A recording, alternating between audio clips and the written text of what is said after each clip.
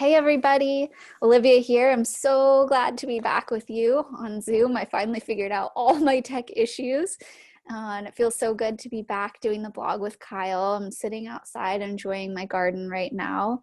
And Kyle and I were just chatting. I was coaching somebody this week, and this actually came up on a workshop call that Kyle facilitated this weekend for the Inquiry Method training.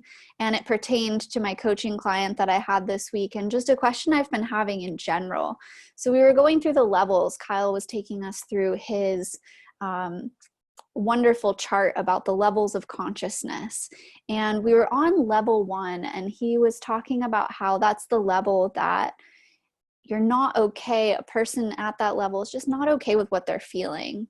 And so I was asking him, how do you start to transcend that not being okay with what you're feeling, especially when you're all alone and you might not have a coach or somebody nearby? So I'm going to hand it over to Kyle. Hi, everybody. Great to see you. It's a great question, and something that, I work with every day. Like, as a human being, we all work with this every day. This is not something like, our growth is not contingent on not feeling. And it's one of the big confusions that people have is, oh, I'm not supposed to feel things. No, you're supposed to feel things. You're built to feel things. You're made to feel things. Your system is there to feel things. The problem is, the biggest part of the problem is the denial of it. Like, I shouldn't feel afraid, or I shouldn't feel angry, or I shouldn't feel these different things. And the feelings often have good information for you. It's like, or even a communication with somebody. And the more vulnerable the communication, the better. I was just with somebody, I went and visited them, and I was being really careful around, not wanting to infect them. And it was interesting because I was trying more to protect them than they were. And I was feeling tense the whole time, right? And so I was feeling tense. All of a sudden I said, oh, I get it. I'm feeling more protective than they are of them. And I said to them, hey, I noticed that I'm carrying a lot of tension because what I perceive as protecting you is different than what you perceive as protecting you. And so I was having to hold all the attention and dancing back and, holding my breath, whatever we're doing, the things that we're doing to protect each other. And by expressing that, I said, I'd like to come to a common agreement so that neither one of us, so that I don't have to hold the tension, but we can work together on it, which is what we call the want for us, right? When we talk about relationship. But just acknowledging, when I could acknowledge the tension in my body, and then vulnerably notice what it is and communicate about it, it allowed us to find a different spot around it. Now, there's different things, I got triggered this morning by another thing. Somebody sent me an email. I was had a little business thing going on with them, and I got triggered by it, and I was frustrated and irritated. And again, I just felt the frustration and the irritation. I just felt it. And I let it come through me. And then almost all of the things we're feeling have nothing to do with what's going on right now. The tension earlier had something to do with what was going on right now. So I could identify and say, there's something going on right now that's creating tension. The thing with the business thing had nothing to do with what was going on right now. So I could acknowledge it. I could feel it. Then I took the right action and sent a response. And I was just clear and direct with what I was feeling, and it resolved. And then I didn't have to carry it anymore. I came back to what's happening right now. What's happening right now? How are things right now? They are fine. They're fine. If there's some action to take about the future, or if there's something to clear up from the past, just take the action and do it. And then you're done, and you can come back to right now. The thing is, the situation is so beautifully set up for us to have a relationship with self. Most of the way that we've been living as a culture is just, I've got too much to do. I got to go do this thing. I got to go do that thing. And we can just plow those feelings right under all this stuff and just keep plowing it under, plowing it under, plowing it under.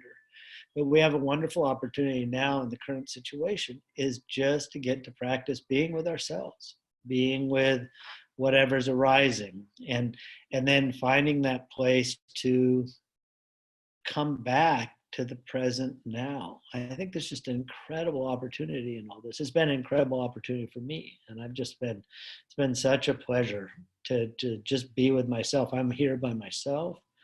And I'm just creating a beautiful relationship with myself. What do I want to do next? What do I want to express? I've been gardening, I've been building things, I've been doing art, I've been talking to people when they want to talk. But I just feel no necessity to go and do anything more. So when those feelings come up, whatever it is, stress, worry, anxiety, anger, whatever it's coming, just be with it for a minute and get vulnerable with it. And be able to acknowledge it to yourself, be able to acknowledge or take whatever action you need to take around it, and just clear it right up, and then come back to what's here right now. Thanks, Kyle. That's amazing. And I was going to ask you what your experience with breath work or just breathing while you're feeling intense emotion was. I know for me, sometimes if I just take the attention off the feeling and just focus on my breathing while I'm feeling the feeling, there's something about it that I can just get a little bit outside of it. And it really allows me to even open further my capacity to feel it and just let it flow through me while I'm breathing. And I've just noticed that it actually becomes sort of this ecstatic thing where I'm feeling a little bit high almost because I'm super oxygenated, right? And at the same time, feeling maybe sadness or anger or fear or any of these things. And it almost has started to reprogram the thought that those feelings are scary. It just gives me this little bit of an edge of like, oh, okay, I can feel this and be totally okay. Have you ever had experiences, or are there any tools that you use when you're feeling super intense emotions? Yeah, I mean, I think that's wonderful. It's like this practice of being able to be with the emotion or physical sensation and know that it's not us. And that's part of the training we get from the mountain experience. And it's the same thing in inquiry method, that when I'm holding space for somebody else, ooh, somebody knocked at my door. How exciting. I think I got a package. Woohoo, Santa. I think they hopefully just hello. Yeah, they're gone. I'm excited. I can't wait to see what's out there. It's probably a present I got for myself. Or you can just buy yourself presents if you start feeling too much. So anyway, like it's what we do with inquiry and at the mountain experience is when I hold for you with whatever you're feeling without any judgment, you see you can hold for yourself without any judgment. I actually practice this even at the dentist's office. Is like being able to just be in the experience of the discomfort of whatever's happening and not be attached to it. And we can do the same thing with the emotional quality, is we can just be with it. And I love breathing with it. I think that's great. I like to just hold my breath until I pass out and then I stop feeling anything. No, breathing with it's really great. And, I think that just triggers us into, I am going to hold this differently. I'm not going to be in it. And that's how we get out of like level 1 to level 2, is no longer being identified with that feeling. So instead of I am angry, isn't that interesting? I'm feeling angry. And that's where I start to get a choice around it. And breath is a wonderful way to move it or to acknowledge it. Great. Well, I'm so excited for everybody to have intense feelings come up and see that they can just move right out of it. And if that doesn't work, buy yourself presents, have UPS deliver them, or hold your breath till you pass out. Or get a coach, or join us on one of our amazing calls. You could do that too. Yeah. That's great. Well, thanks so much, Kyle. It's been a pleasure being back with you in conversation. And it feels weird to be in the same town as you and not be able to come stop by and say hey. So this feels almost like we're hanging out. Thing. Yeah. Pepsi, not Coke.